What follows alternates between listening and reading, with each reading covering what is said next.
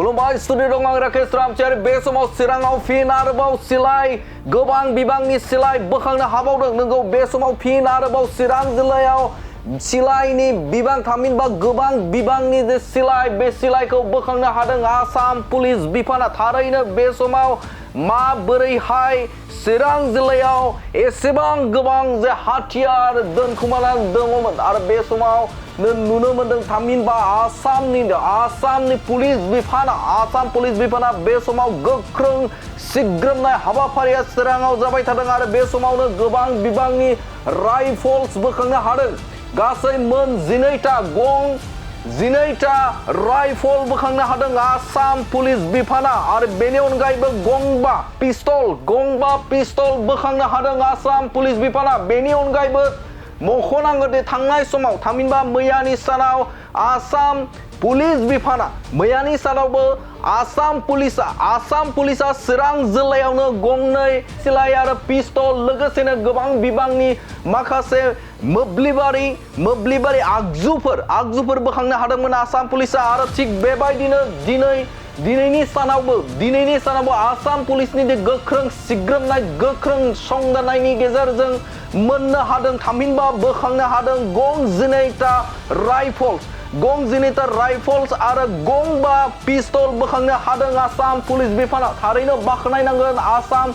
आसामनि पुलिस बिफानखौ बे समाव मानोना बे समाव आसाम पुलिस बिफाननि गोख्रों संदाननायनि गेजेरजों बिथांमोननि नायबिजिरनायनि गेजेरजों बोखांनो हादों गोबां बिबांनि सिलाइ बोखांनो हादों आसाम पुलिस बिफाना आरो बे खौरांखौ आसामनि डीजीपी जीपी सिंहआ गावनि फेसबुक एकाउन्टनि गेजेरजों फेसबुक पेजनि गेजेरजों बिथाङा रोखा खालामदों बे समाव चिराङाव गोबां बिबांनि हाथियार आखाइजों बानायनाय हाथियार बे समाव बोखांनो हादों आसाम पुलिस बिफाना बेखौबो रायखांनांगोन दि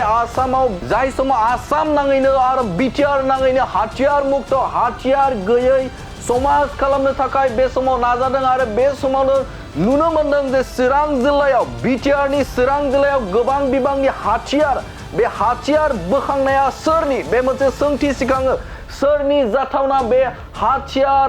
बोखांनो हानाया मैयानि सानावबो गंनै सिलाइजों लोगोसेनो गंसे पिस्तल आरो गोबां बिबांनि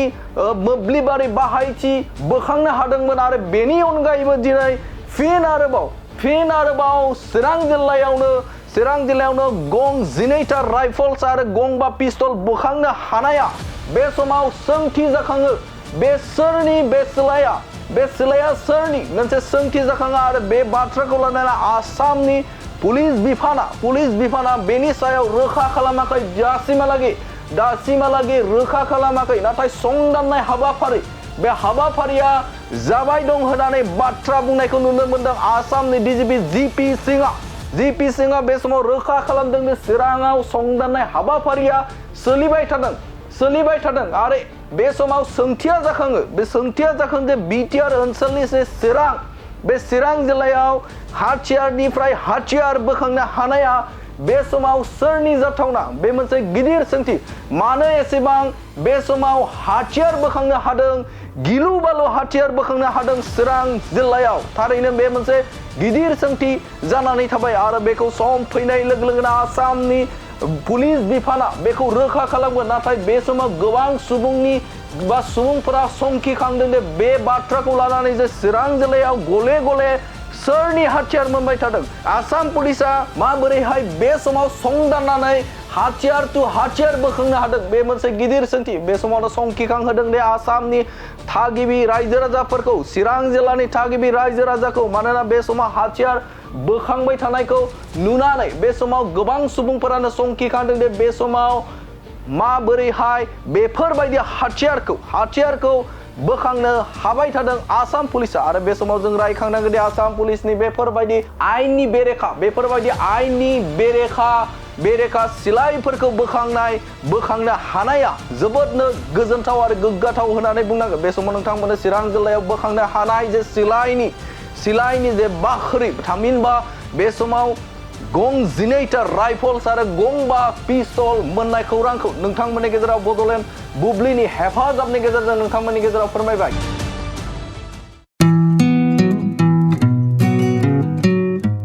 मोनसे फोसावथाय नोंथांमोननि थाखाय मोनसे गोजोनथाव खौरां लानानै फैदों।